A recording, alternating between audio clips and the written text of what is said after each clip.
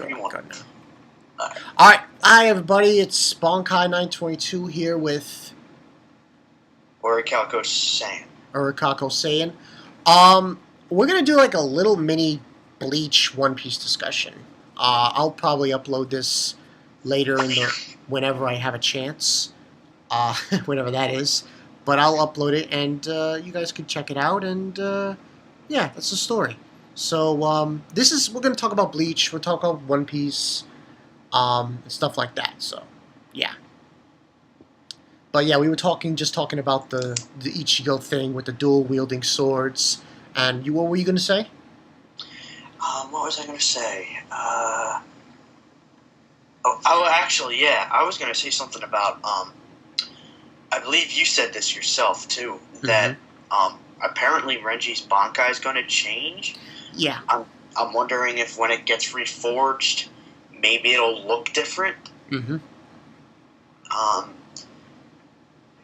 And now that I think about it, I don't remember what it's called, but I think you call it the Rei Jutsu, whatever that special kind of energy that you can only find in the King's Realm that's used to reforge swords. Mm-hmm.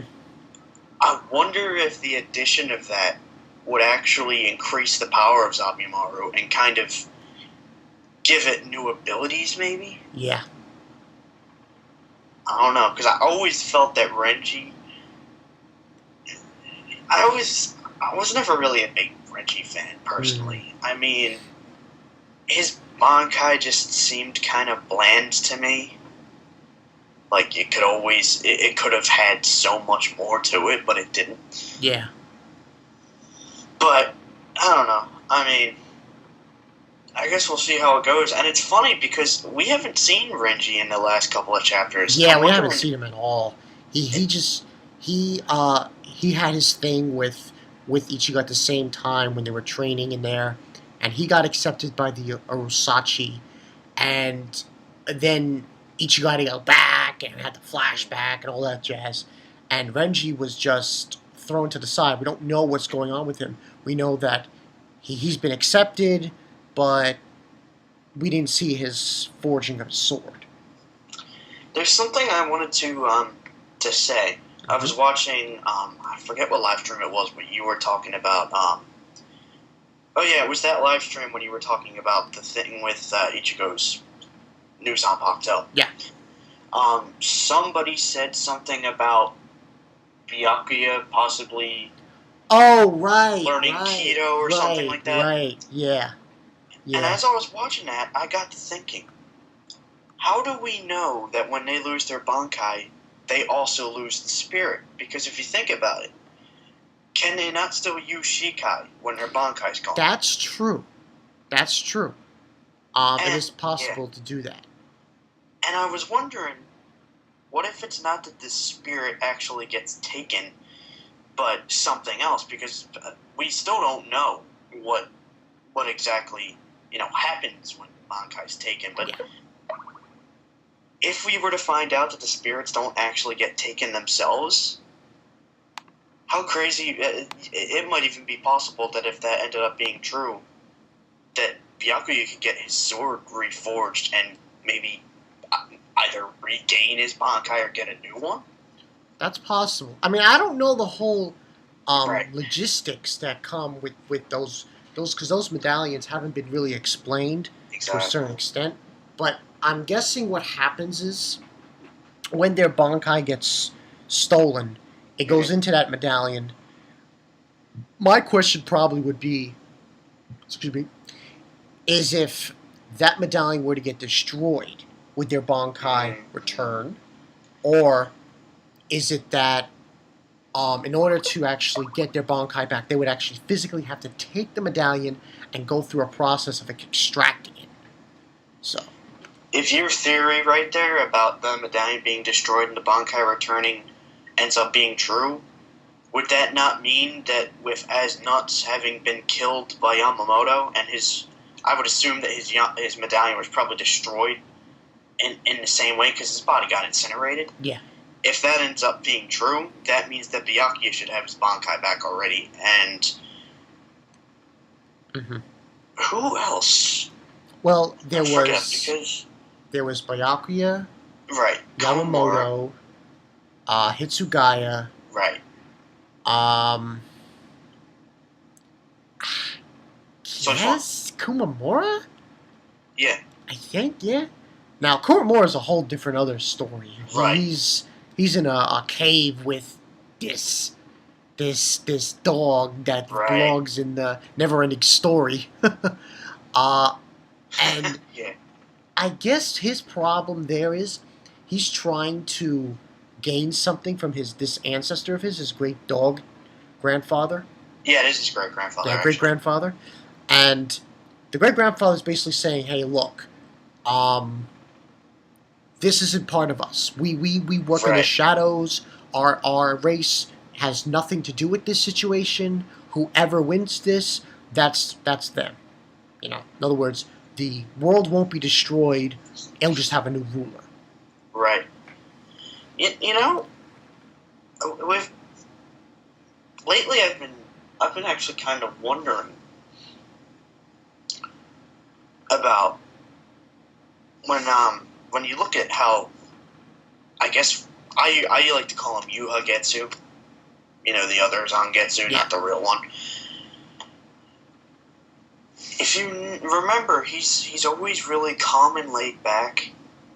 And I was having a discussion with someone, and I said, what if Yuha was a calm and collected person and maybe really, you know, cared for his fellow Quincy's and all that, but when what was it Ishii said? He lost his heart and something else? What if during the time he was regaining his powers, he somehow lost his mind? That could be true. Or, I don't know, because didn't Yamamoto say to him something along the lines of, like when he saw his men resurrected via that one technique of Zanka no Tachi, Mm-hmm. that he said something like, either you still care for your fellow Quincy's or something Now, along you got to those remember, lines? though, that Bach was a clone. True, but Yamamoto did say that to him, thinking that it was Yuha Bach. Yeah. So, could it be possible that at one time it might have just been a war to just destroy the Soul Reapers, and you know, so that the Quincy's would be the only ones fighting the Hollows. Yeah. But now, I don't know. I mean, because you've got the whole thing with Halibel and her being, I think she's still chained up. Maybe she's not. Yeah, she's probably still chained up. And that's another thing I was thinking about. Now, obviously, the headquarters of where the Quincy's are, I don't think it's in Recomundo. It's somewhere else, probably in some kind of dimension. But they obviously had a branch in Recomundo. They went to Recomundo to gain a few of the Orichalcos and gain their abilities and such, and recruit them. At least that's what I think essentially happened. Yeah, actually, I remember reading. I think it was a review or something, where someone said, "What if the palace ended up being in a part of hell? That maybe the Quincy's are somehow in hell."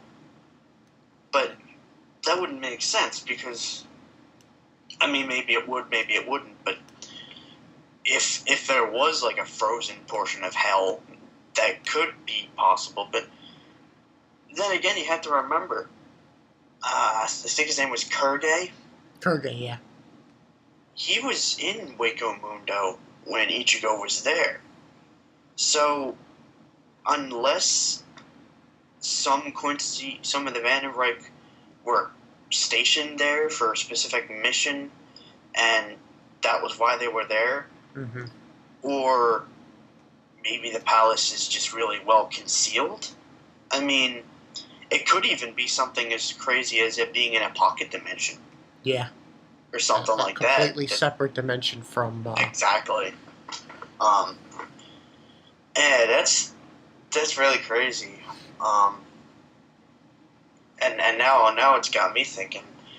After that whole reveal we had, where he's the reason that the Quincy exists, that they all come from him. It makes you wonder.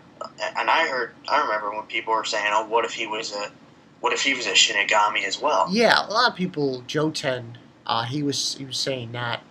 I mean, the only claim to that is probably the sword that he drew, Bach. Right. That's probably the only claim you can really state of him being exactly a Shinigami at one time. This might kind of sound crazy, but the way I used to make sense of it is, imagine if we thought of Yuha as Dracula, and how vampires in some stories all came from Dracula. Yeah. It's maybe a little far-fetched, but you could think of it that way. Yeah. It's possible. Is that maybe there were beings that were born Quincy's at some point, and he decided to somehow pass that power on or something. Yeah. The original Quincy's, which he could have been a part of, could have been immortal humans that just lived for thousands of years. But I don't know. We'll definitely have to wait and see. Yeah, we'll wait and see. There's so much to go through. Exactly. There's so much to go through. There is, and I'm actually expecting to see a fight between him and Aizen. Yeah. I don't know why. I'm just expecting Aizen to go up behind him and stab him through the chest, steal Yamamoto's Bankai, and be and say something like I don't know, have a sinister smile on his face. That'd be absolutely crazy, though. Yeah. We still got to get to what happened with Kenpachi and Unohana. I mean, I guess she's dead, but you still don't know the whole story there. She probably is. And it's funny that it's actually interesting that you mentioned Kenpachi, because when I was talking to someone I know in regards to, this was before Ichigo's new Zanpakuto was revealed as the dual blades, I had assumed that it would become fully sealed after him gaining an actual Asauchi. Mm-hmm. And when we were talking about it, and he was saying, well, what about Kenpachi and his Zanpakuto being in a constant Shikai as well? And I said to him, well, remember, Oetsu said that he got that sword off of a dead person. That wasn't actually his. Either he stole an Asauchi off of someone and unknowingly imprinted his own Zanpakuto onto it, or he stole someone else's. Yeah. And I'm honestly kind of confused that Ichigo's Zanpakuto is not fully sealed, because I guess you could argue that because of maybe he doesn't still have full control over his powers. There is the fact that he might even have to learn about his Quincy powers fully before anything like that could happen. Yeah. But yeah, that just kind of stumps me, and it's and I hate to bring up Naruto, but it's the same thing with that. After he learned how to fully use Kurama's power, why in the world does he still have terrible chakra control? It makes no sense. Yeah. But I don't know. I don't know. You want to talk about One Piece now? Yeah, I guess we go into One Piece. I mean, there's nothing really to state with One Piece. I mean, a few people have been saying the pacing is, but Yeah. I don't mind it, because Right. I like what he's doing here, because ever since we got into, even before this arc, even in the beginning of Punk Hazard, I liked what was going on, because we got explored into so many different facets of the world. Because you had dragons, centaurs, harpies, Yeah. And now we're gonna get dwarfs. Yeah. You know. I'll tell you what I'm interested in. First of all, when it comes to the anime, I can't wait to see Doflamingo just tear everybody to pieces. Oh man, he's like, and that's what I'm really looking forward to. Looking forward to how Oda pulls off this battle, because right. It's not just going to be Law and Doflamingo. I mean, I can honestly say that if he gets there on time, Zoro and Fujitora, that would be even better. Yeah, but then again, if you remember, and this actually has me thinking something. You remember when it was stated that he had renounced his position as a Shichibukai? Mm-hmm. Well, I remembered being confused because he was still being referred to as a king and as young master, which leads me to believe that he didn't denounce that position either. I think he's still the king of Dressrosa. Yeah. Because, I mean, why would he lie about not being a Shichibukai anymore if he was going to get rid of his title as king? Yeah. That wouldn't make sense. So, I kind of think that Fujitora might be there but then again, Okiji did say to Smoker, let Akainu know about Doflamingo's plans. Yeah. And if he did that, Fujitora could be there to try and take down Doflamingo. Yeah. Which, I have to say, I hope that's the case, because, unfortunately, there is no way that Law is going to be able to take him down. No, I mean, this is a really bad situation, because I honestly don't even think it's probably going to take Law and at least some other person. Maybe Right. Robin shows up and helps him out somehow. But I don't even know if she can do anything. Yeah. And Zoro, because there's just so many opposition against him when going up against Doflamingo.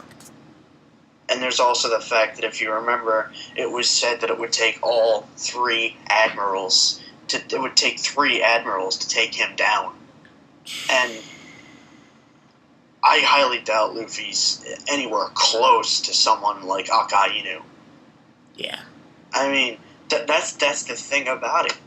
Doflamingo really doesn't need anyone's help. No. He could destroy their crew with like a snap of his fingers almost. I mean, I think the mystery behind his Devil Fruit Doflamingo is that if you look at closely, Mm-hmm. it's pretty much he must have eaten the sky fruit, and that gives him the ability not only to seemingly fly or jump through the air, but gives him the ability to attack people and like cut them in certain areas. That's not a bad idea. However, there is one thing that I find kind of odd.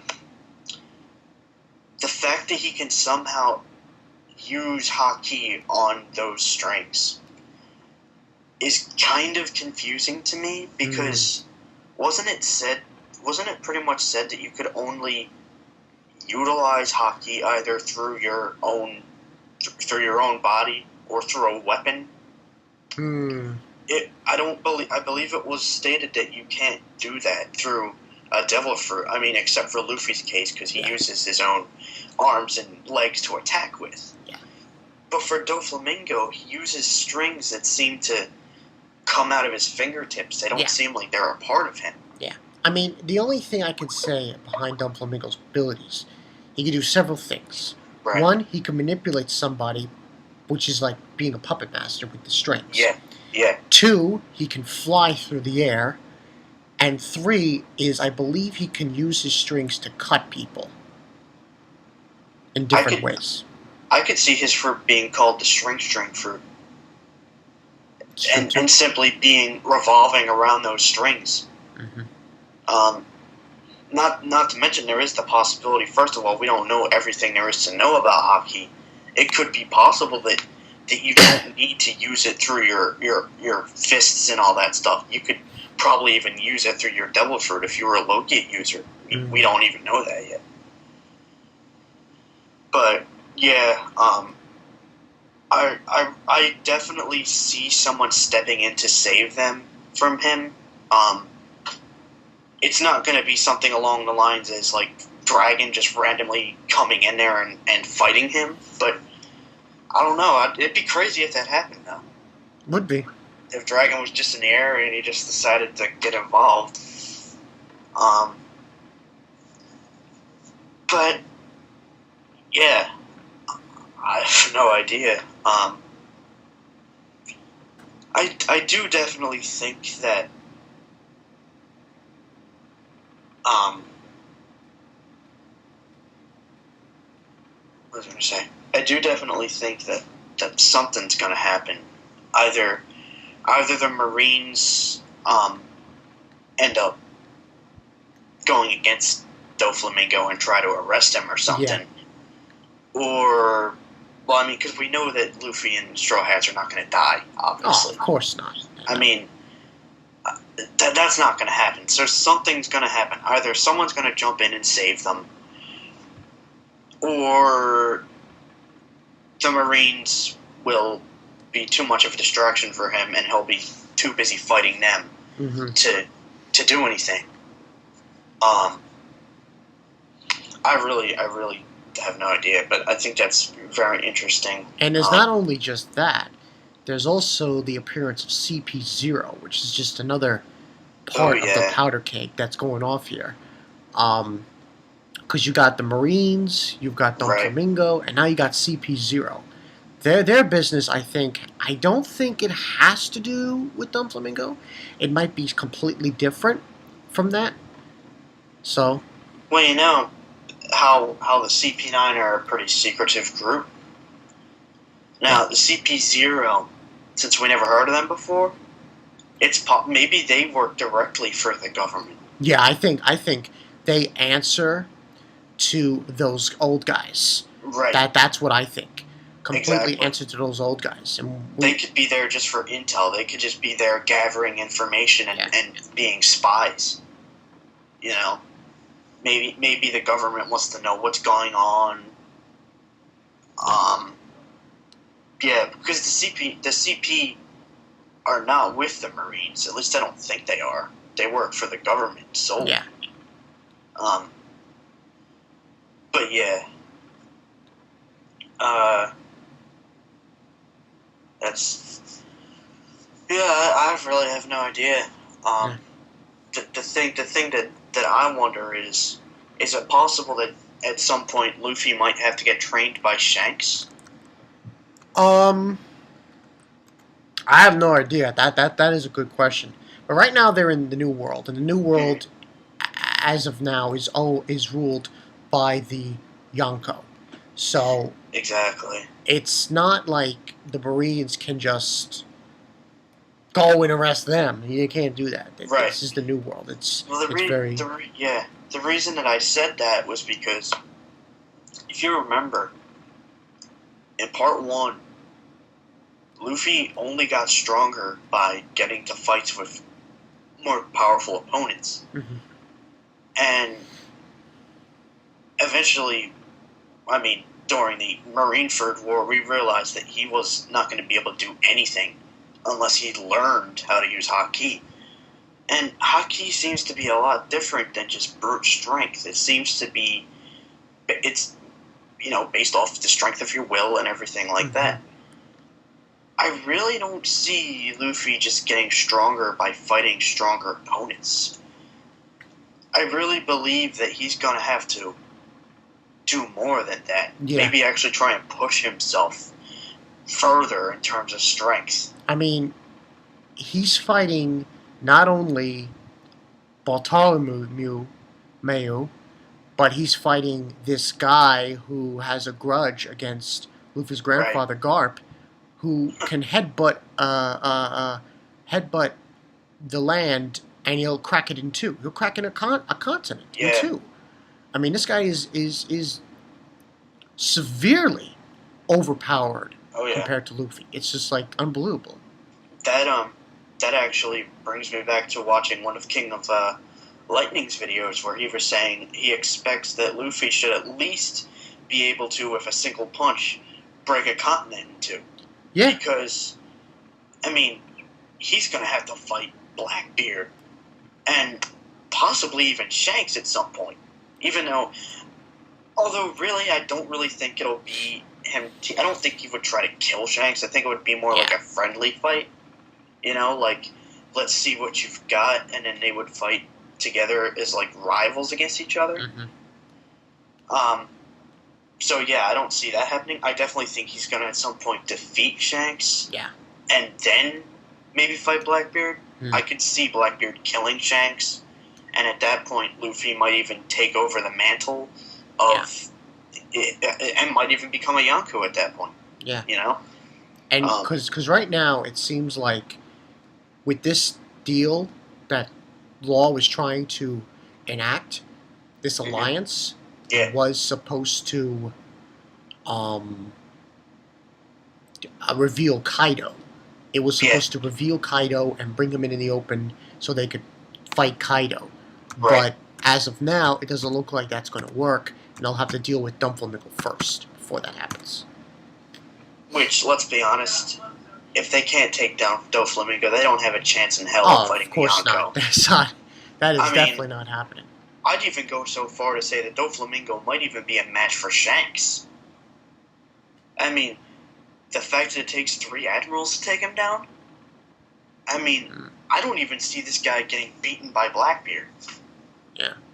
He's not only is he strong, but the other thing he has under his sleeve is he's a criminal mastermind. He's a genius, and he seems to think everything out steps before everyone else does.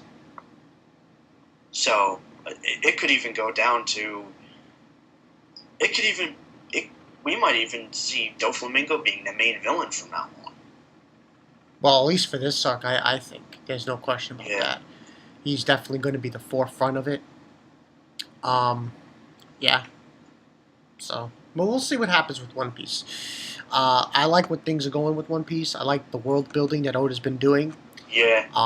More so in this arc than in Punk Hazard, because I mean, in this arc, we're getting like a forest, we're getting dwarfs, we're getting toys, talking toys, walking and talking toys. We've got so many things here. We got walking, talking toys, dwarfs. We've got gladiators. I mean, it's just all over the place. So I really like it. You never know. I mean, Oda could do something so crazy as to having vampires in the One Piece mythos. You never know. I mean, that's what Bartolomeu looks like. He's got fangs and everything. I thought, what the hell is this? This guy a cannibal? Yeah. Is he a vampire? Well, who is he again? Is he the king with the strong punch? No, this is the guy who has the barrier fruit. Ah, him. The one that was urinating in the water, right? Yeah. He was urinating in the water, and they're like, "God damn it, kill this guy already!" Everybody hates his guts. Yeah. That's right. I forgot about him. I really do think, though, that next chapter, I think they need to go back to Luffy because he hasn't even been in a tournament yet. Definitely, they need to go back to him. Right. I know what's going on. But yeah, I don't know what's going to happen with that. It should be interesting. What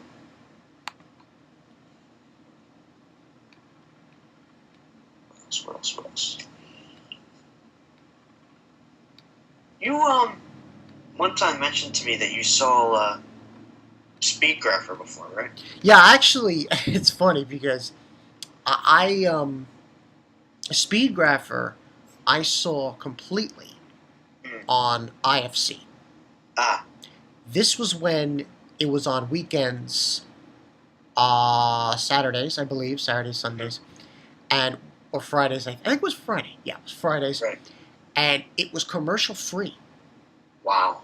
That was, out of all the times where they put anime online, they put anime on Sci-Fi Channel. There's this one channel called Anime Asian. Yeah. out of all the channels, I think IFC did it probably the best because of that stipulation, commercial free. Right. Exactly. So I watched the whole series of Speedgrapher on there. Yeah. Whole series of Witchblade. I don't know what others. I think those are the only two I remember seeing on that channel. Yeah. One thing I could say about Speedgrapher is, and I find it odd whenever you see these people that do these top 10 villain lists. Mm-hmm. I find it odd that Choji Suitengu's never on there. You know who I'm talking about, right? I haven't seen it in a while, so I'm. He's the guy with the blood abilities. Oh, right. The guy with the really white hair. Yeah. And I say this because he's kind of unique.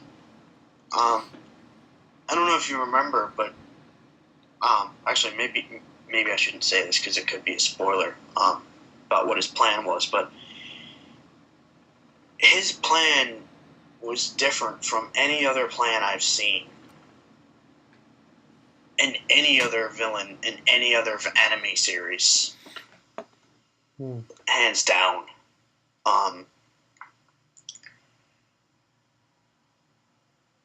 So yeah, Mm-hmm. I'm gonna have to. If I ever get a chance to, I'm gonna have to try to find it on DVD or something like that. Yeah, it shouldn't be that expensive. Yeah. It's pretty cheap, I think.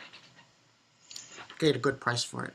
In fact, I And think if Funimation. I can ever stomach it, maybe I will watch Berserk, but I don't know. Well, I say try to just read the manga for it. And Yeah. Just, and then after that, if you want, you could go see the movies. You see movie 1, movie 2, Right. which is the Battle of Deljoy, and the third movie is supposedly coming out soon, subbed Right. online. So I just got shivers down my spine watching that one scene. That was the end of the series where that one girl's getting raped. oh, Casca, oh my god. I could not look at that. And it's weird because I'm used to watching all sorts of crazy horror films. Yeah. Like ones from different countries. I watch a lot of foreign horror. There's some crazy stuff out there. Yeah. But that got to me.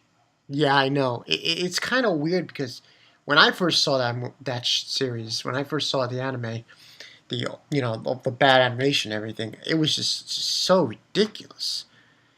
Just Yeah. oh It's as much as I think Attack on Titan is crazy. I don't think there's any way it could ever.